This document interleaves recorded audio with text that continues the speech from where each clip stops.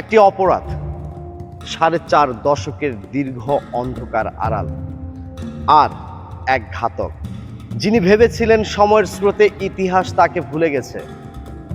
কিন্তু ইতিহাস কখনো ক্ষমা করে না, কাউকেই না। 1981 সালের 30 মে ভোরে চট্টগ্রাম সার্কিট হাউজের সেই রক্তঝরা সকাল, যা এক লোহমায় বদলে দিয়েছিল বাংলাদেশের রাজনীতির গতিপথ। দীর্ঘ ৪৫ বছর পর অন্ধকারের আড়াল থেকে টেনে বের করা হলো তৎকালীন রাষ্ট্রপতি ও স্বাধীনতার ঘোষক শহীদ জিয়াউর রহমানের অন্যতম প্রধান ঘাতক, সাজাপ্রাপ্ত পলাতক আসামি অবসরপ্রাপ্ত মেজর মোহাম্মদ মোজাফফর হোসেনকে। ঘটনার সূত্রপাত রাজধানীর বনানী ডিওএইচএস এর এক অভিজাত 4 তলা ভবনের ফ্ল্যাট থেকে। দীর্ঘদিন ধরে দেশের গোয়েন্দা সংস্থাগুলো যার কোনো হদিশ পাচ্ছিল না, সেই মোজাফফরকে ধরতে ঢাকা মহানগর গোয়েন্দা পুলিশ বা ডিবি পিছিয়েছিল এক নিপুণ ও নিখুঁত জাল।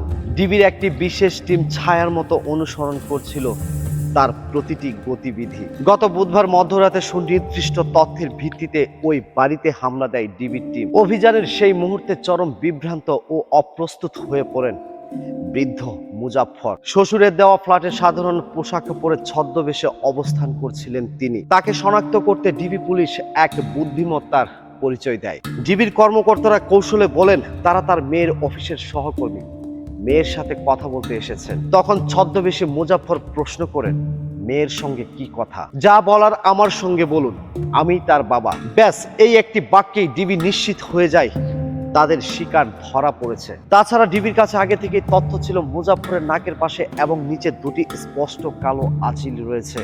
সার্বিক চেহারার বর্ণনার সাথে সেই আঁচিল মিলে যেতেই ছদ্মবেশের পুরো খোলস ভেঙে পড়ে। প্রথমে নিজেকে একজন সাধারণ ব্যবসায়ী দাবি করে আসল পরিচয় আড়াল করার আপ্রাণ চেষ্টা করেছিলেন মুজাফফর।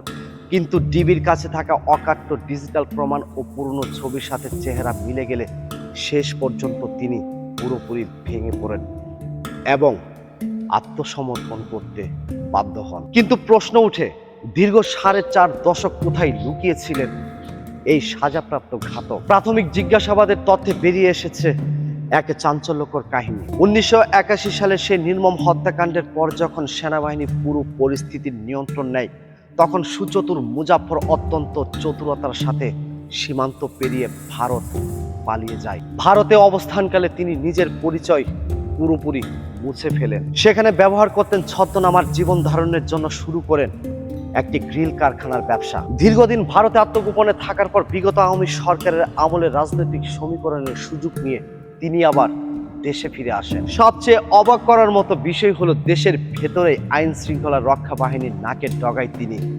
নির্বিঘ্নে জীবনযাপন করছিলেন। প্রশাসনের উচ্চ পর্যায়ের পরোক্ষ উদাসীনতা কিংবা প্রচ্ছন্ন আশ্রয়ের কারণেই এই দণ্ডপ্রাপ্ত অপরাধী রাজধানীর বুকে বহাল তবিয়তে লুকিয়ে থাকতে পেরেছিলেন বলে মনে করছেন গোয়েন্দারা। যেহেতু তিনি একজন সাবেক সেনা কর্মকর্তা এবং সামরিক আদালতের সাজাপ্রাপ্ত মৃত্যুদণ্ডপ্রাপ্ত আসামি, তাই ডিবি পুলিশ গ্রেপ্তারের পর আর সামান্যতম কালক্ষেপণ করেনি। বুধবার রাতে মিন্টু রোডের ডিবি কার্যালয়ে প্রাথমিক জিজ্ঞাসাবাদের পর বিষয়টিকে স্বরাষ্ট্র মন্ত্রণালয় এবং সরকারের উচ্চ পর্যায়কে জানানো হয়। পরদিন সন্ধ্যায় ঢাকা সেনানিবাসের মিলিটারি পুলিশের একটি দলের কাছে যথাযথ আইনি প্রক্রিয়া অনুসরণ করে তাকে হস্তান্তর করা হয়েছে। আন্তঃবাহিনী জনসংযোগ পরিদপ্তর জানিয়েছে, সেনাবাহিনীর নিজস্ব কঠোর আইন ও বিধিবিধান অনুসরণ করেই এই পলাতক আসামির মৃত্যুদণ্ড বা চূড়ান্ত শাস্তি কার্যকরের প্রক্রিয়া সম্পন্ন করা হবে। মুজাফফরের গ্রেপ্তারের খবরটি প্রকাশ্যে আসতে সামাজিক যোগাযোগ মাধ্যম ও নেট দুনিয়ায় নেমে এসেছে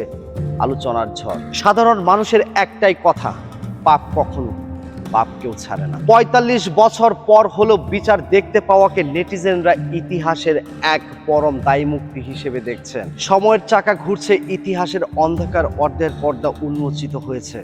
এখন পুরো জাতি অধীর আগ্রহে অপেক্ষা করছে সেনা দরবারে এই ধুরন্ধর ও নৃশংস খুনির চূড়ান্ত বিচারিক পরিণতি দেখার জন্য।